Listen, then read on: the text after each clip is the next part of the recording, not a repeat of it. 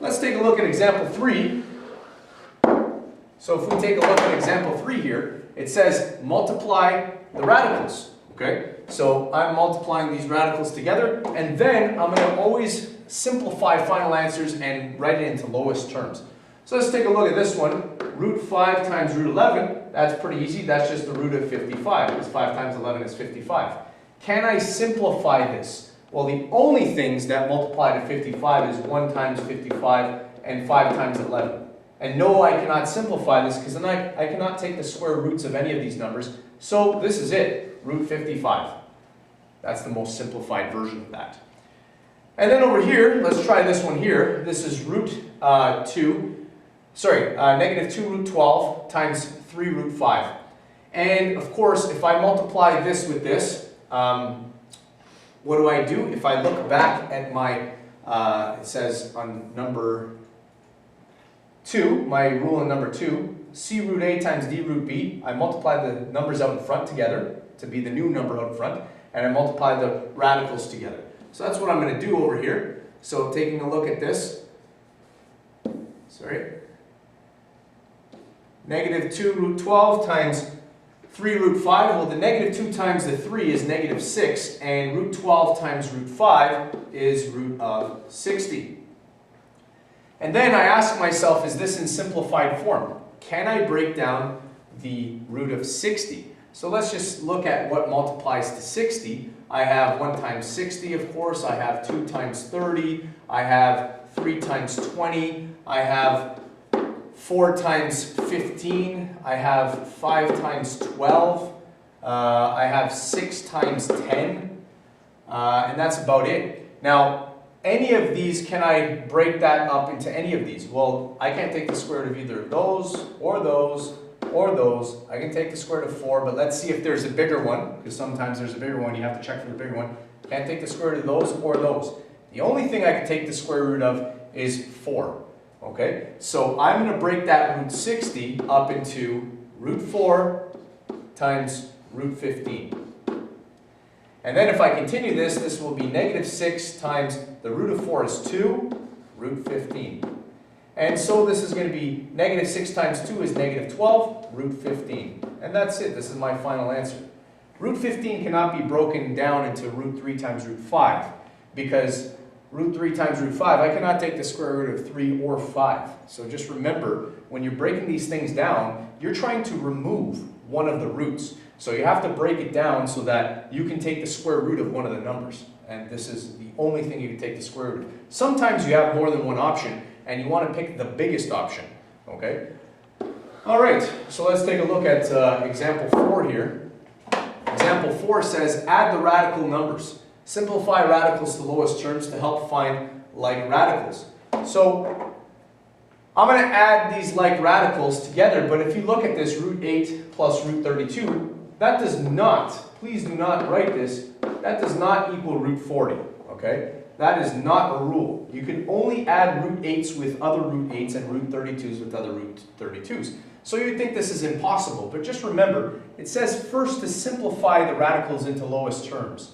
Because if you simplify them into lowest terms, perhaps you end up with like radicals. So let's take a look at this. See, the root of 8 can actually be rewritten into 2 times 4. And I can take the square root of 4. So I'm going to rewrite that into root 4 times root 2. That's the same as root 8. Plus, if I take a look at 32, 32 can be broken down into 1 times 32, 2 times 16, 3 times nothing, 4 times 8, 5 times nothing, 6 times nothing, 7 times, that's it. So what should I break it up into? Not this one, because I can't take the square root of that. That's just useless. Actually, either one of these, but the most correct one would be this one, because that is the biggest one. Now, if you chose this one, what would happen is you would be able to break it up even further. But you always look for the biggest one. I can take the square root of 16, so I am going to break this up into root of 16 times the root of 2. Now, continuing this, the square root of 4 is 2, so this is going to be 2 root 2 plus, and this, the square root of 16, is 4, so this is 4 root 2. Now, we could actually add these things together. these things can be added together because 2 root 2's plus 4 root 2's is a total of 6 of these root 2's.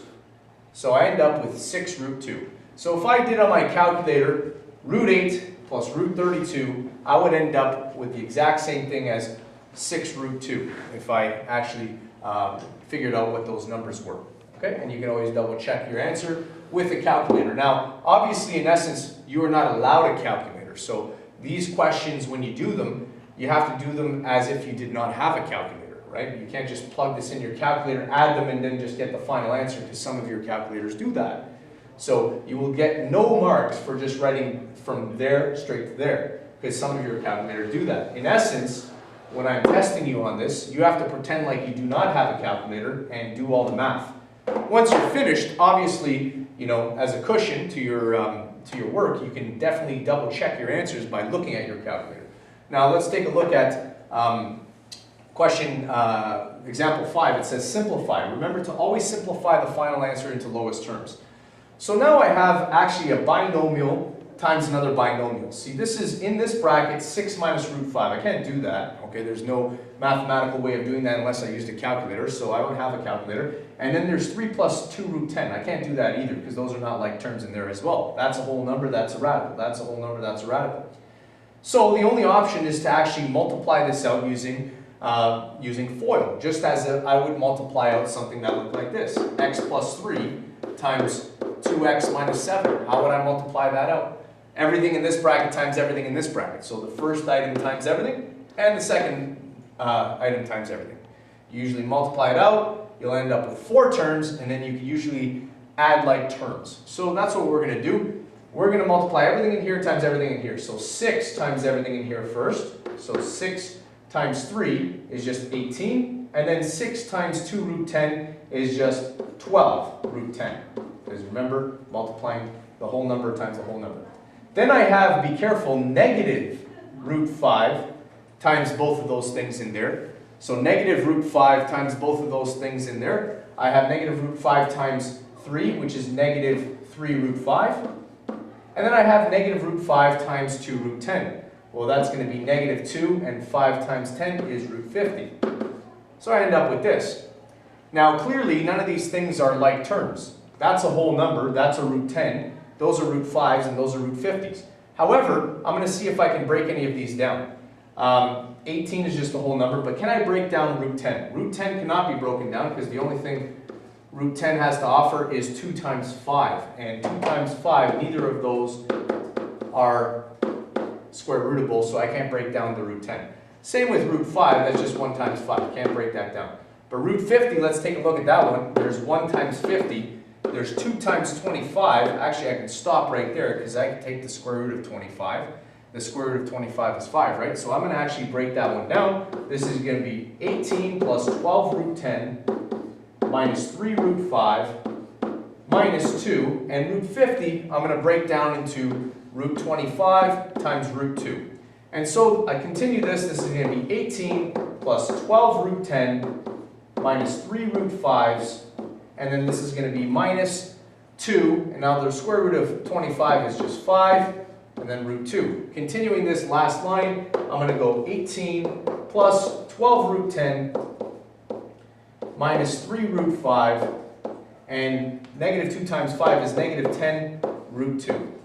And this is my final answer. I cannot add any of these terms together because those are whole numbers. Can't be added with radicals. Those are root 10s, could only be added with other root 10s. Root 5s can only be added with other root 5s. And root 2s can only be added with other root 2s. If there were any of the same radicals, then I can add them. But this is my final answer. So only add root 2s with root 2s, root 5s with root 5s, whole numbers with whole numbers. Okay? Please don't go adding the 18 plus 12 over here at the front, because that's just 18. This is not 12. This is 12 root 10s. So please don't go adding that with that. All right? You can only add whole numbers with whole numbers and root radicals that are the same with other radicals that are the same.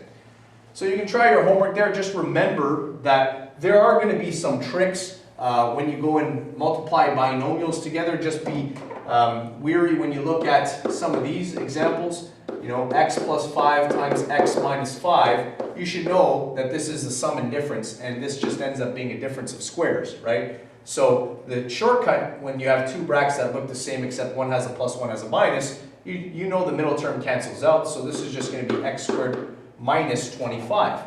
So knowing that, just understand that we can start using radicals in order to do the exact same thing. Like for instance, I may have something that looks like this. 5 minus root 2 times 5 plus root 2. And just know that this is the exact same example as this, because you have two brackets that look identical, except one has a plus, one has a minus. So knowing that, instead of multiplying it all out, which is something you can actually do, and then just add like terms together, but if you realize that it's a sum and difference, you can actually apply the difference of squares rule and just do 5 times 5, which is 25, and negative root 2 times positive root 2 is negative root 4, and then of course this is going to be 25 minus root 4 is actually a whole number 2, and 25 minus 2 is actually 23. It actually ended up being a whole number when you actually did this. So just remember that you may have things like this, and you may even have things that are squared. So, just remember the rules. You have x minus 3, if you have that all squared, just remember how to square this. When you square something that looks like that, please don't just square the first number and the second number. You have to remember this ends up being a trinomial. The trinomial is x squared is the first term, the last term is negative 3 squared, which is positive 9, but the middle term is always negative 3 times x, which is negative 3x, double it, negative 6x. So the same rules can be applied for if you had something that looks like this. 2 plus root 3 all squared. Again, if you were to apply the same rules here as you did here, you know that this should end up being a trinomial. 2 squared is 4. The last term is going to be root 3 squared, which is positive root 9. And the middle term is going to be 2 times root 3, which is 2 root 3. Double it, you have 4 root 3's. Continuing this, you end up with 4 plus 4 root 3, and actually I can take the square root of 9, it's just 3. So then, this one actually I can end up adding 4 plus 3, which is 7, plus 4 root 3. Okay, so little tricks like this, you're going to end up seeing things like this. So yes, you can apply the same tricks as you knew before to these radicals as well.